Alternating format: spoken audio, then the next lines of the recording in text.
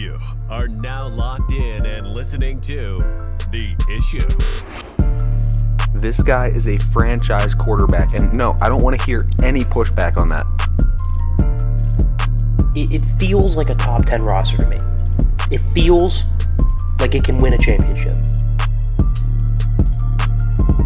This is The Issue. Yo, what's up? We are back. It is The Issue, episode 243, here on September 19th, of course, a Thursday, and we have a ton to get to you. So we've just watched week 2 wrap up here in the NFL, the busiest 1 o'clock window that we're going to see all season, 10 games. Red Zone was fantastic. It was a good product. It was definitely interesting. The storylines that came out of it we'll get to. Some injuries to go along with that, but we're going to start the show off like this. Tim's going to rant on the Chicago Bears. Didn't look all that great through the first 2 weeks. Coaching seems to be an issue. Offensive line play is another issue. We're going to cover that first. Then we're going to move right into hits and misses, go over where we were right and wrong. Then the top 10 teams. We're going to give you a power ranking at this moment going into week 3. How are they performing? Who's rising to the top, who is sinking to the bottom. We will be able to kind of go over some games in that as well, so it'll be a good chance to get a review.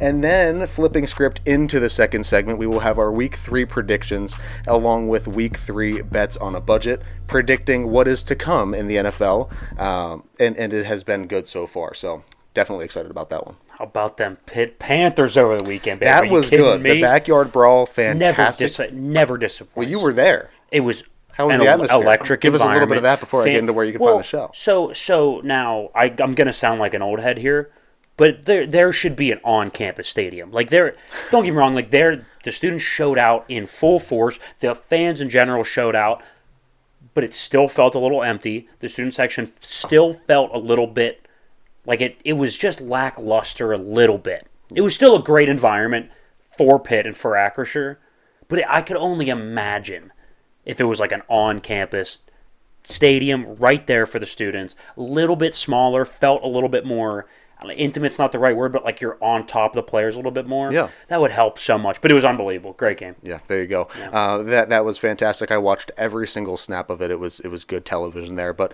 guys, no matter how you are joining us today, we appreciate it. Whether you're watching the show on YouTube, Spotify, or Amazon Prime Video, you could also listen to the show there on Apple Podcasts, Google Podcasts, Amazon Music, iTunes, iHeartRadio, and of course the iHeartRadio app. So guys, thank you so much for tuning in, and this is episode 243. So for those listening for just the first time, one of my most bold takes probably ever, and especially one that I felt really good about, was that the Bears are going to be very good this year and that Caleb Williams is going to be very good pretty much right out the gate. But clearly we have a problem. Caleb Williams, of course, lost on Sunday Night Football, playing 1 versus 11, basically. It looked like he was the only person out there that was competent, healthy, trying something. It was a rough sight to see from the offensive line, from the receiving corps, from the backs. I thought there were some coaching issues. There's some teams that clearly just understand how to do offense and how to build an organization top to bottom correctly, adjust with the times, and there's some teams that just don't. Right? A lot of people are comparing them to Green Bay right now, especially because Malik Willis walked in off the street, basically, coming from Tennessee where they thought he couldn't play, and he looked competent and won him a football game. But let's not even, that's a pretty legendary franchise. They've had 3 Hall of Fame quarterbacks. Let's not even set a standard that high for Chicago. Let's find someone in their exact same conference, not division, but conference, that has been good, an organization that you would like to be, an organization that you would model yourself after, and that would be the Eagles, right? They're always in the chase. They're always competitive. They're pretty well run, good roster. They make a ton of money from business side to the football side. That's an organization that a lot of teams should look at and be like, yeah, if we're like the Eagles, things could be worse. We're a good organization. Let's hold them to that standard. An organization that most, again, would strive to be. So they win a Super Bowl with a backup quarterback, sign the quarterback that got hurt in Carson Wentz to a major deal. Then they draft Jalen Hurts in the second round. Wentz has 1 bad year. Doug Peterson puts in Nate Sudfeld at one point. He's gone. Quarterback's gone. Jalen's in. Nick Sirianni's in. Okay, Let's take a deep breath there, right? That's a lot of change. That's a lot of movement after beating Bill Belichick and Tom Brady in the Super Bowl. Not the year after, but shortly thereafter. And of course, Jalen Hurts and Nick Sirianni, they get together and they've been solid. Got to a Super Bowl. They've been a perennial playoff team. They'll probably be in the mix for, the foreseeable future. We'll say that. The Chicago Bears go into this season. They finished last season. They go into this year knowing two things. One, they know as an organization, we suck at developing offense and especially quarterbacks. We've messed up 2 straight franchise quarterbacks in Mitch Trubisky, Justin Fields. One I don't think was that talented in Trubisky nonetheless, and Fields, who I think is very talented, that you couldn't refine. So you couldn't elevate an under-talented quarterback, and you couldn't refine a raw but very talented quarterback. So we've messed up 2, and if we're being honest, we've messed up every franchise quarterback that this organization has seen since, Sid Luckman was at like the 50s?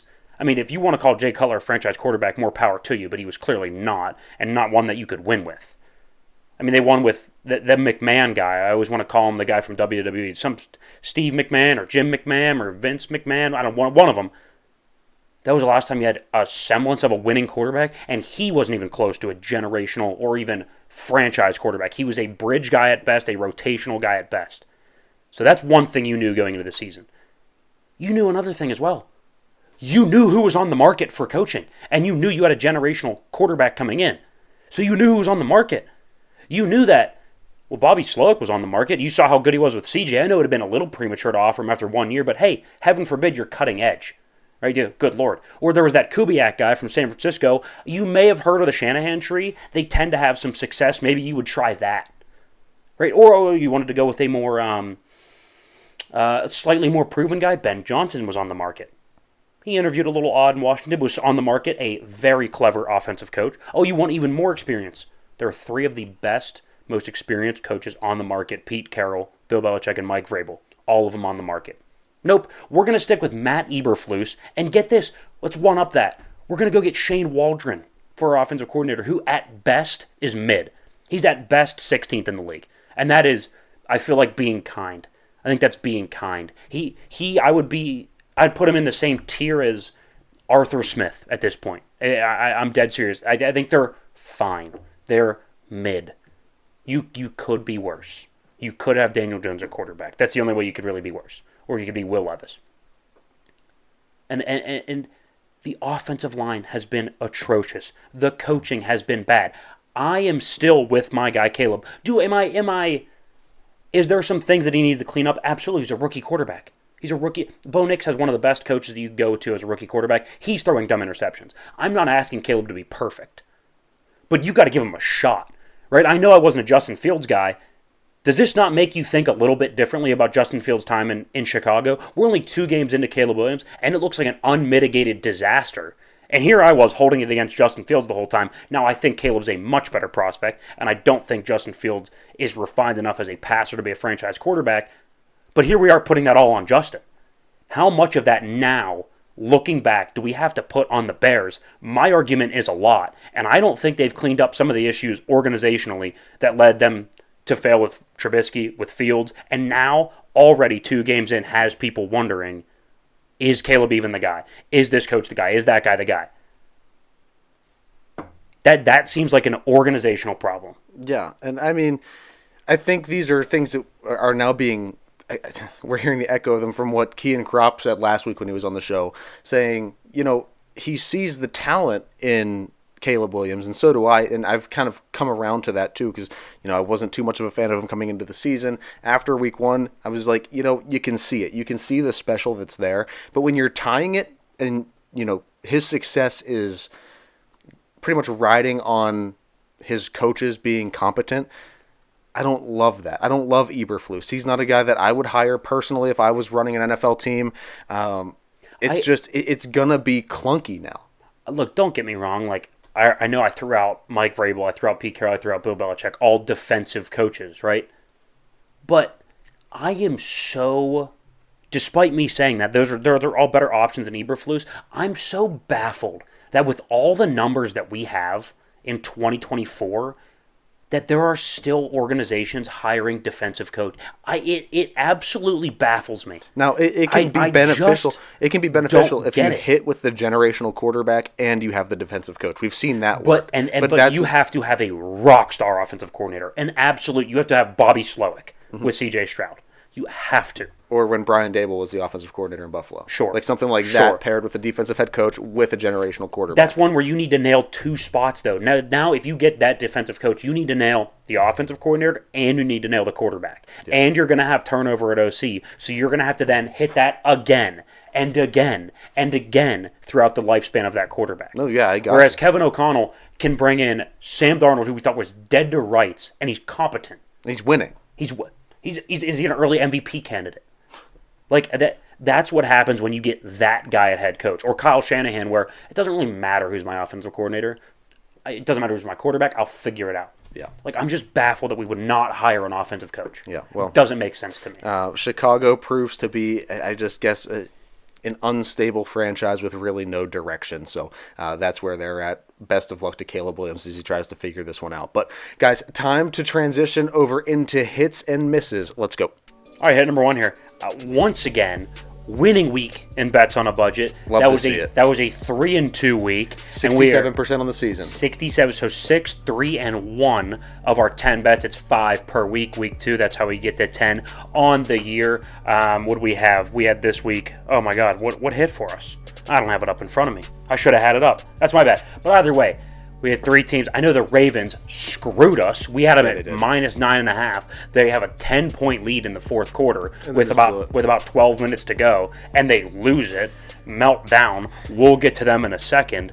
But nonetheless, we are up on the year. Make sure you check out our picks that are also posted on Instagram. That way you can go back. We usually post them, Saturday, Sunday morning? They come out on Saturdays. Okay, normally Saturdays. So it gives you Friday time nights. Friday night or Saturdays. Gives you time to put your bets in for Sunday. Miss number one here. Again, back to the Ravens. And I've been singing Lamar's praise. I said, hey, listen, he wins like 80% of his games, especially when they're not named Patrick Mahomes on the other sideline. But they then go and blow a lead to the Raiders. I said this a couple years ago. For an organization that can run the ball, about once a year they have a lead in the fourth quarter and are not able to seal the deal. And again, like I said, it happens about once a year, and I don't get it, right? That should be your strength. Yeah. Run the ball, put the other team away, drain the clock. I don't understand how this happens. No, yeah, I mean, it's disappointing to see because they are so talented. They have that running back now in Derrick Henry. Like, you should be able to move this football. This should not be a struggle for you. This should be your identity and what you do well at this point. Right. And they just couldn't get it done. Like, you need to be able to ice that out and win. For the record, I think that was one of the signings that I didn't think made sense for a team. The Derrick Henry? Yes, because he is a volume back. He is only effective when you run him 20 to 25 times a game, and he can wear you down. He's 200 and whatever pounds. That's why I like him as a goal line guy, too, though.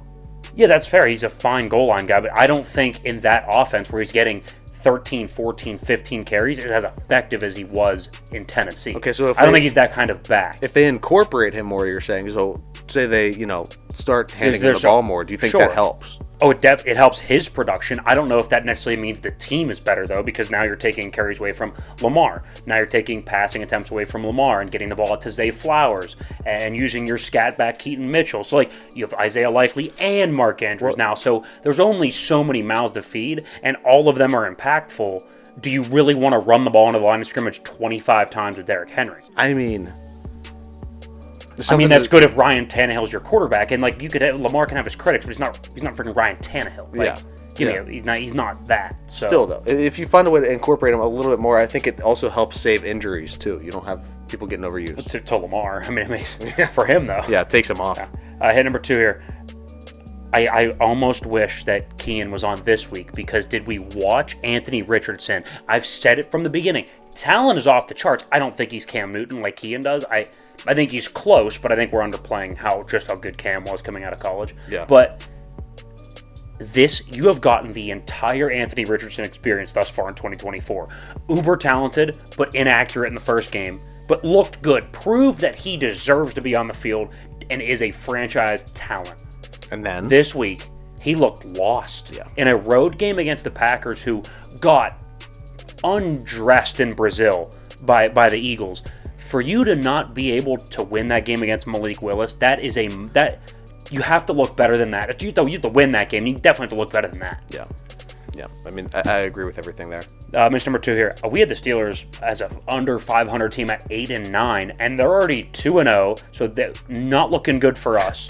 And they're in the driver's seat in the AFC North because of the slow starts of Baltimore and Cincinnati. Mm-hmm. And Cleveland, I think, is there a team in the league that you would feel is in a worse spot than Cleveland? I know that we think Carolina's screwed, but at least they have flexibility going forward. If this Deshaun thing doesn't, you still owe them $157 million against the cap. Yeah. That money doesn't disappear. That's guaranteed on the cap. You can stretch it out over the next 3 years, but that money's coming off the books somehow. So, I mean, that's a. Is there a worse spot to be in than the Cleveland Browns this morning? I don't think so. I know they won, but it was an ugly 18-13 game. It wasn't like Deshaun actually played well. See, I would say the worst spot would be Carolina, but not by much. I disagree, though. I think there's at least something to play for in Cleveland where you have enough talent where you can kind of be competitive in some games. The problem I have with Carolina is that I don't think. The way they've looked thus far, I don't know if they win a game. I would argue the exact opposite. I would much rather be awful this year. If you're looking at a 3 or 5 year plan, I would rather be awful this year with flexibility going forward. Or you could be average this year, not have a high enough pick to go take a quarterback, and be stuck with Deshaun Watson. Yeah.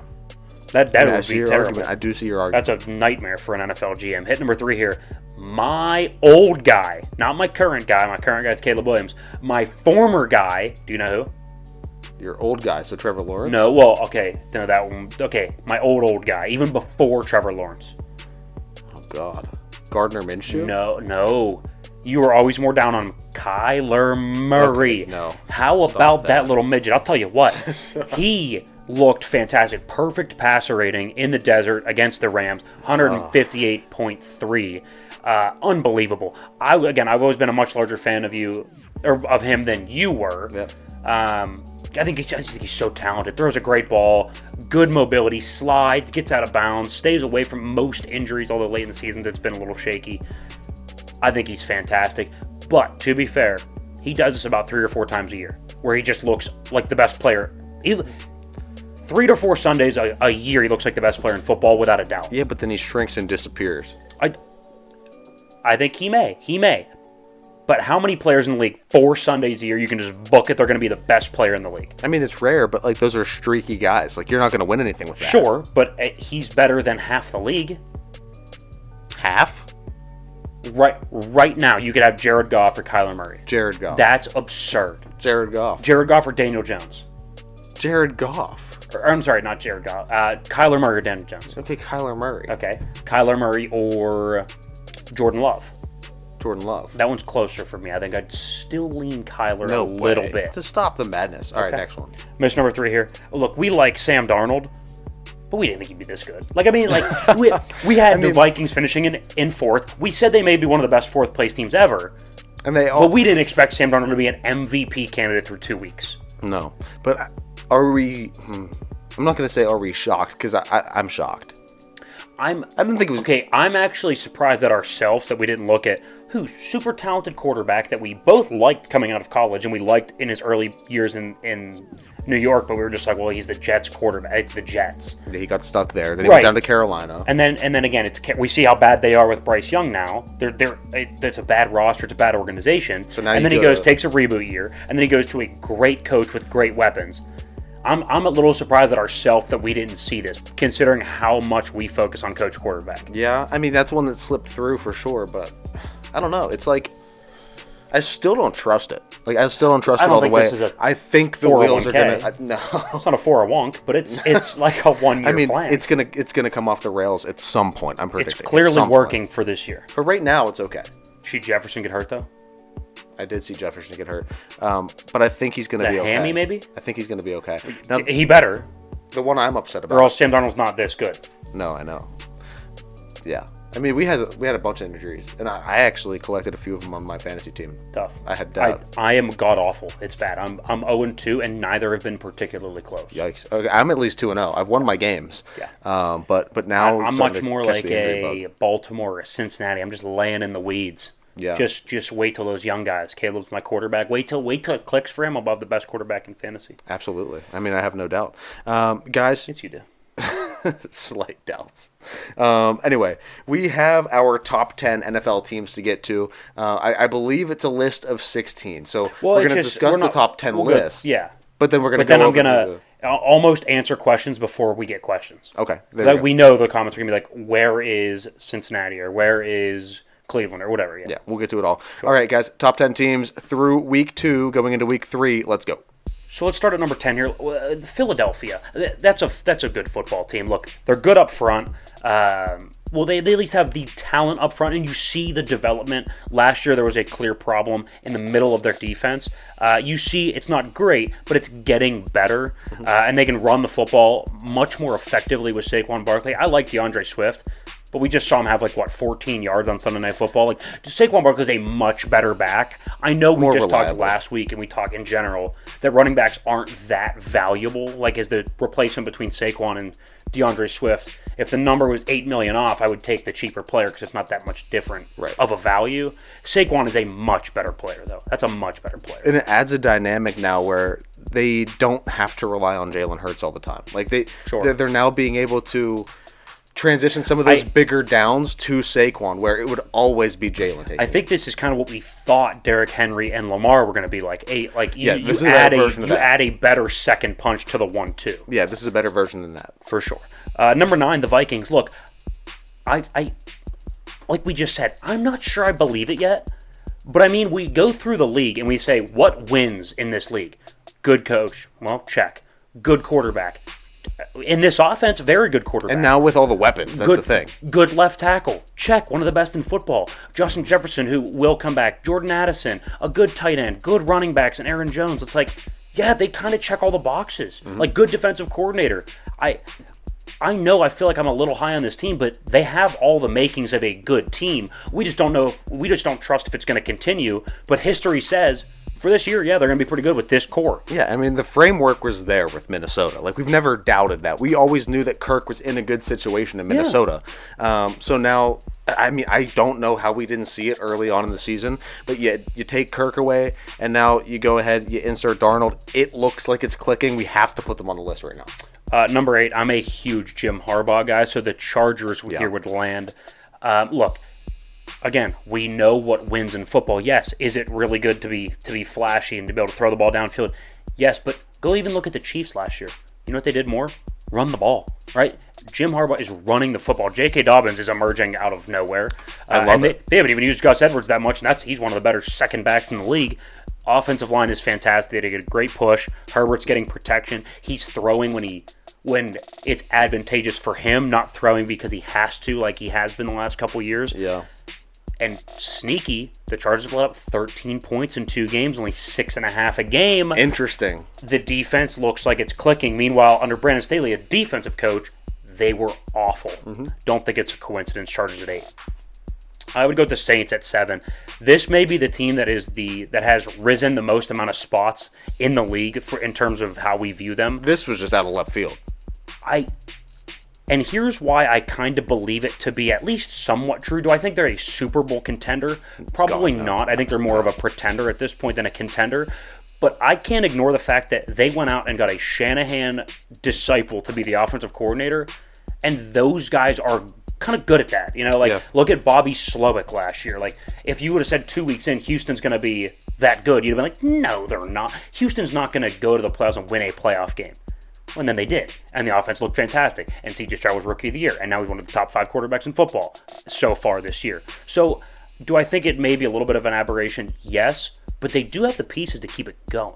I mean, I don't know. I don't know. I mean, I like Derek Carr, but I just don't know. I can't argue with, 44-10 and 44-19, though? But at the same time, I don't think, what is Dallas this year? I don't even know if they're good. Well, I don't think Dallas is very good. Well, that's a good point. But they handled those teams like they should have if they're going to be a good team. I agree.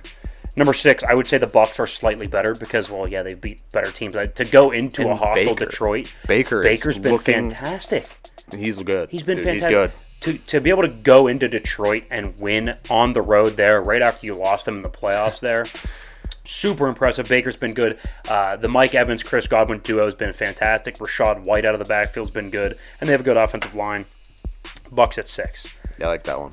I know they just played, but I think the Lions are still a better team. Even if it's just by a slot, I think the Lions would land at 5.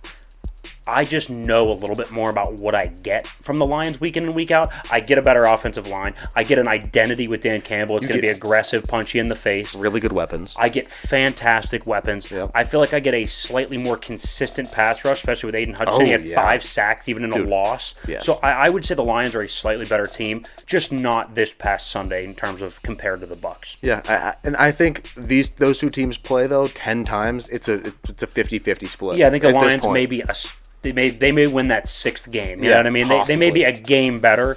It's really neck and neck there at 5 and 6. Number 4, the Niners. I know they lost in Minnesota. They haven't won in Minnesota since the 90s, though. I don't think we need to overreact about this. Now, monitor it closely because the amount of injuries that are mounting, Debo's out, Christian's out. That's a concern. And Brock without the, as Nick Wright liked to say, the Avengers, sometimes it can look a little rocky, right? They still have a good defense, though. They still do... They run the football well. They still do have good weapons on the outside. Ayuk, Kittle. They'll be fine. It's still a fantastic roster. One of the best coaches in football. But monitor it closely. Yeah, it's just... That loss puts a bad taste in my mouth when I think about this team long-term down the stretch. Like, I think they'll end up getting it together. But this just looked sloppy. It did not look like 49ers football. They also lost to them last year there as well. And it looked even worse. So I'm not holding too much against it. Okay. I think they have built up equity. You know what I mean? Yeah. I know. You have at least enough trust in them. Right. Number 3, the Bills. They're 2-0, and they beat that Arizona team that just went and beat the snot out of the Rams. That was an impressive win. So for the Bills to then beat them, that win automatically becomes better. And I know Tua got hurt. Hope he's fine. By the way, and in case you're gonna ask, I think he should retire, but that's besides the point. That game was not competitive. That game was not competitive for any of it after the second quarter. No. About 8 minutes to go in the second quarter, you're like, oh, this game's over. This is Buffalo's game. That's a good roster. The defense is better than expected, and Josh Allen's still fantastic. I 100% agree, and I was surprised that you took the Dolphins last week. Well, I just watched an undersized Kyler Murray hang 30 points on him in the opener. So I was like, okay, I guess, yeah, or 28 or whatever they hung on him in the opener. So I'm like, okay, well, yeah, Mike McDaniel, Tua, Tyreek, and more talent than Arizona, you know. Yeah, I don't. And cold weather team goes to Miami early year, really hot. Yeah. Number 2, the Texans. I seriously think C.J. Stroud. Right now is he the second best quarterback in football? Yes. I think he's got to be top 5. His reads. I think he's got to be top 5. He is playing very, very, very good football, and it's showing. He is the reason that this team is as successful as it is. I mean, now they've brought in the weapons; they have more around them.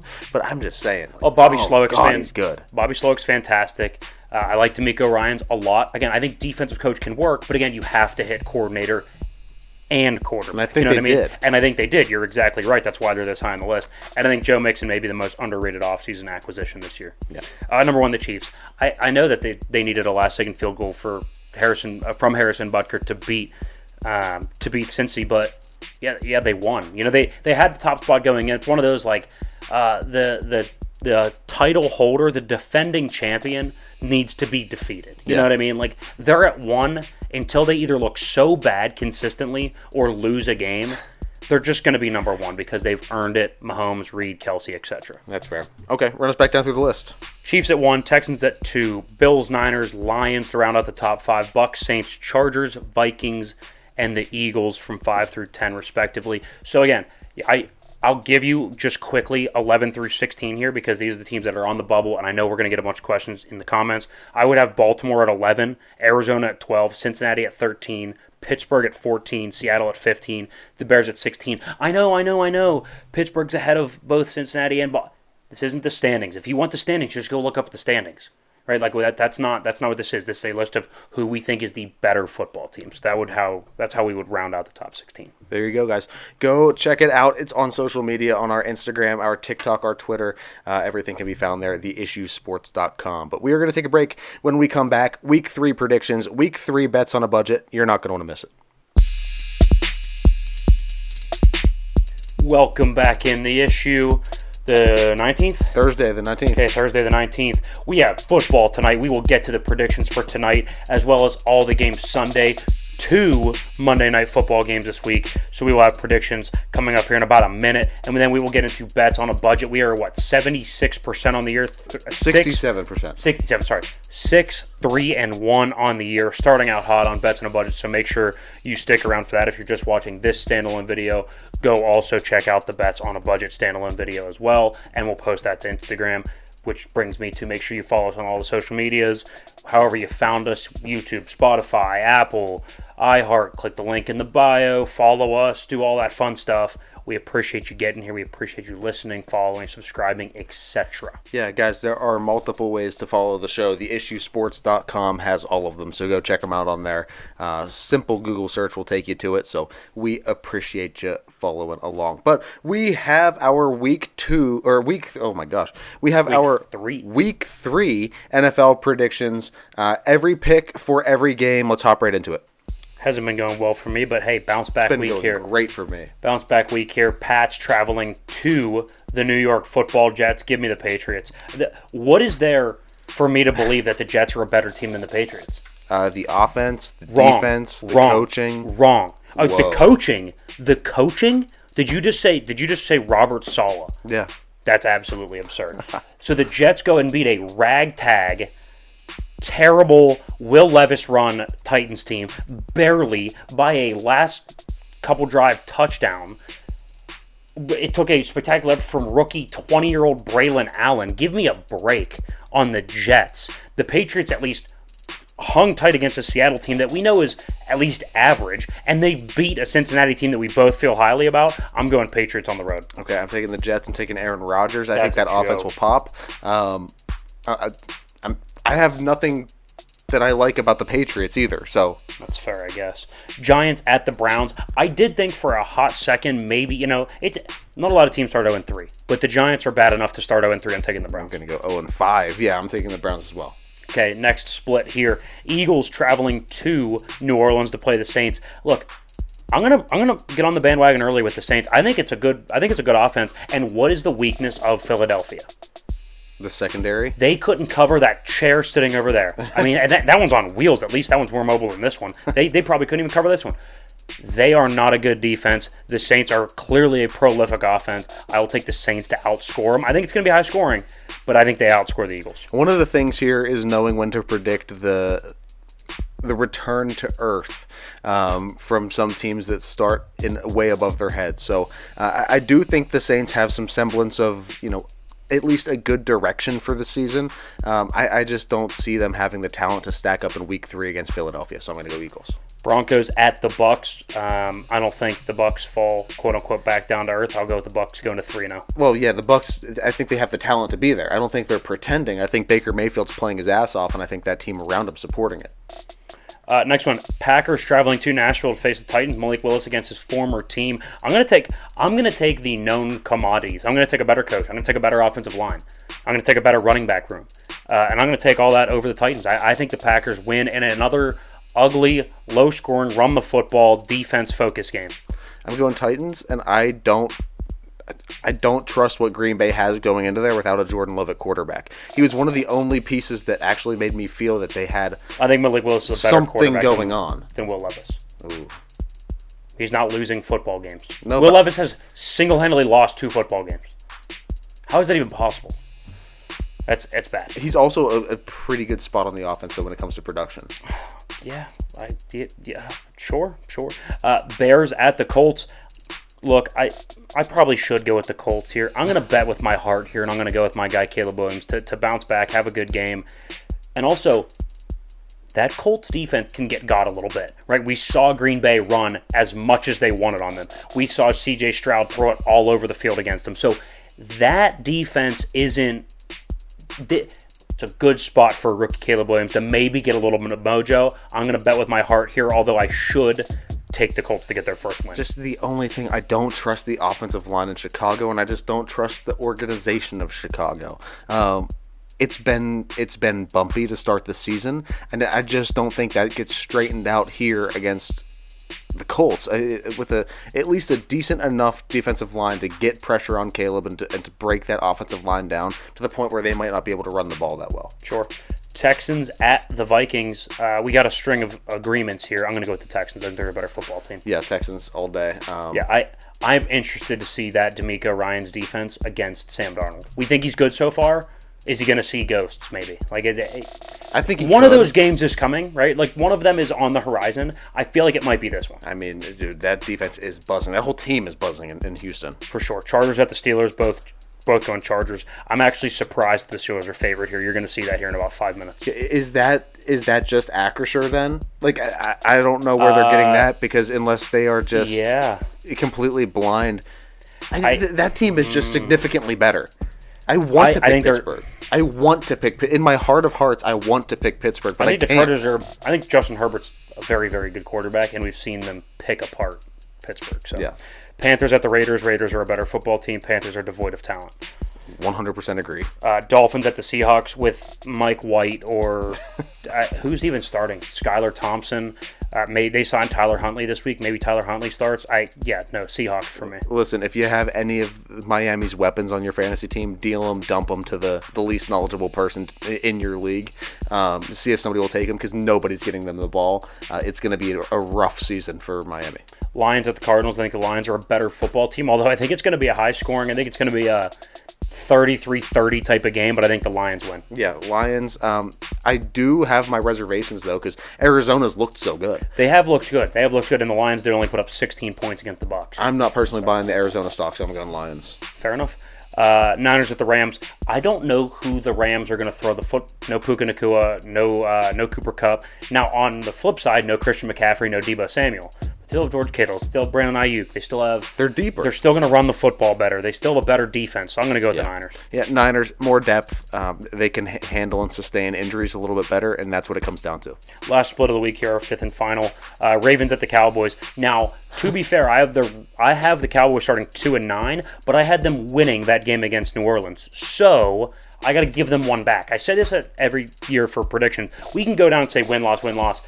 But every year, not every team is going to lose every game they're underdogs in and win every game they're favorites in. Sure. So I think this is one of those games where the Cowboys may fly under the radar a little bit. And what are the odds the best team at home over the last half decade gets blown out in a playoff game last year, gets blown out against New Orleans? Are they going to lose the third straight home game? My guess is history is going to take over and say no. I think they win a close one. I think they lose simply just because they don't have the guys to win. This is one of the worst teams in Dallas, I think, that we've seen in some time. Their offense is completely dependent on if CeeDee Lamb can get open and if Dak can make that throw. That's pretty much it. I mean, that's a fair point. There's not much going on in Dallas that I like. And plus, the chippiness and the attitude that you're going to get from this Baltimore team starting 0-2, they are going to be scrapping and fighting for a win, and especially on the road. You walk into Jerryland, kick the front door in, beat the Cowboys, and get out of there. That's a good day for Baltimore. That's a good day for Baltimore. Chiefs at the Falcons. I'm going to go with the Chiefs. I think they are a better football team. The Falcons aren't very good. Yeah. And it's primetime Kirk. Jags at the Bills. We're going into Monday Night Football now. I'm going to go ahead and take the Bills at home, too. Yeah, I'm going Bills. Commanders at the Bengals. Now, be careful. You're going to see this line here. Bengals are favored by 8, but I think the Bengals are the better team. Yeah, I like the Commanders, and I was thinking about them as an underdog, but not right now. But I do love what I see from Jaden Daniels. I think he's really good. For sure. To run back through the splits, I have the Patriots, you have the Jets. I have the Saints, you have the Eagles. I have the Packers, you have the Titans. I have the Bears, you have the Colts. Don't feel great about that one. I have the Cowboys, you have the Ravens. All right, there you go. You got a chance to dig yourself out of this hole this week. Five splits. I could get back within a game in both meanings of the game. Yeah, 100%. Points and actual total games. Love it. All right, guys, make sure you follow along with those. Go follow all the Instagram, the TikTok, the Twitter, every social media we have. You can find it at theissuesports.com. But guys, now we have bets on a budget for week 3. 5 spreads from around the league that we like. Let's go. So I'm going to start with 2. Normally we go in order of the games. I'm going to start with 2, and they're out of order. They're actually the first and the last game. And I'm going to pair them together. New England plus 6.5 at the Jets, and Washington plus 8 at Cincinnati. Now, I'm going to contradict myself in a second, but these teams feel closer than someone we're going to get to later. Teams that are underdogs of 6 or more this year are 8-0 against the spread. Guys, I say it every year. Points are at a premium in this league. The average game is decided by 4 or less points in the NFL. That is statistically a fact of life. Sorry, like you're going to be born and you're going to die one day. I don't know what to tell you, right? Like that is the fact of the NFL. It's the same idea with they average 6.5 new playoff teams a year, and nobody wants to admit it. They want to throw out their predictions, and it's the same teams as last year. Okay, nobody wants to admit it, but 6 new teams are going to make it at least. Which means 6 teams are going to fall out as well. Exactly. And so it's the same idea. Average game decided by 4 or less. I think these two teams, New England is too good of a defense. Even the Jets have a good defense. This is going to be a low-scoring slugfest. It's a divisional game. 6.5 is too many points to give up there. And conversely, since when does Cincinnati early season blow anybody out? In fact, they lose a lot of times early season. And they're 0-2 right now. And Washington, although not great, scrappy team, is 8 too many points? I think so. I think it's probably a 7-point game, but I think 8 is a bridge too far. I 100% agree with that. So let's go to the one that's going to contradict that. I think San Francisco minus 7.5 at the Rams. I think the Rams are so beat up, I can't follow statistics on this. I can't follow the fact that teams are 8-0 against the spread when they're underdogs by 6 or more. I can't follow that stat because LA is not a real team right now. That's not a real football team. Yeah. They're starting practice squad guys. They don't have anybody to throw the ball to. They don't have a rostered healthy left tackle. Give me a break against Nick Bosa. It's going to be feast season for that front four. I'm taking San Fran minus 7.5. I think this could get ugly quickly. A 31-14 type of game. I was going to say, it has all the makings of getting out of control really, really quick. And plus, I don't really love the Rams' defense either. So I think either way, even if they had a semblance of an offense, I think it's still going to get boat race. There's going to be a boat race, and I don't think they can keep up anymore. I mean, Kyler dissected it. Yeah. He's more talented than Purdy, but still, nonetheless. Houston minus 2.5 at Minnesota. We both view Houston as a better team, and I think DeMeco Ryans' schemes are going to get to Darnold a little bit. That's fair. Do I think he's going to be as bad as the Jets seeing ghost Sam Darnold? Probably not. But is he going to be MVP candidate Sam Darnold? No. I don't think so. And I think, especially if Jefferson's not 100%, they're going to need MVP Sam Darnold, and I don't think he's going to be that. So I'll take Houston. I do think it's close. Very 27-23 type of feel for me. Yeah, I'm taking Houston here by a touchdown. Okay. I just think... You like them a little bit more than I do, but we both still like the 2.5. Yeah, I think Houston is such a good team, and when you really look at it and boil it down, I just don't think the Vikings have what you need to really, really compete with a team of that level. It's fair. And the fifth and final bet here, the Chargers +2 at Pittsburgh. We both like the Chargers to win outright, so I'm very surprised they're getting 2 points here. It's a better. How is Pittsburgh favored? I get what I feel is a better coach. I know Tomlin has a resume, but I feel like Harbaugh's a better coach. I get a better quarterback. Yeah. I get a better offensive line. I get a better arguable on pass rush. I get a more well-rounded pass rush. I'd give pass rush to Pittsburgh. I think TJ Watt is better. There's an argument that I would take Mack and Bosa over just Watt. I guess if you want to throw Highsmith and even Hayward. Okay, that's fair. We'll call it a wash, maybe slight edge to Pittsburgh, but either way, I feel like I'm better at key spots. I'm gonna go with the Chargers. 100%. I'm struggling. Is it the time zone thing? How is Pittsburgh favored here? What are they seeing that? I don't know. What are we missing? I don't know. Are we missing something? I think maybe we are missing something. I don't know. Maybe our defense is viewed as that strong across the league. I don't know. I'm going to take the Which Chargers. It looks good, but I don't know if it's that good. Our secondary still has holes in it, and Joey Porter Jr. can't stop holding. So it's true. Those are two big problems. All right, let's run back through it. We have New England +6.5 at the Jets, Washington +8 at Cincinnati, San Francisco -7.5 at the Rams, Houston -2.5 at Minnesota, and LA +2 at Pittsburgh. We got all road teams this week. I like it. How about it? All road teams, 3 dogs, 2 favorites, couple heavy dogs, 1 heavy favorite. That's a good split. That's a very good slate of bets right there.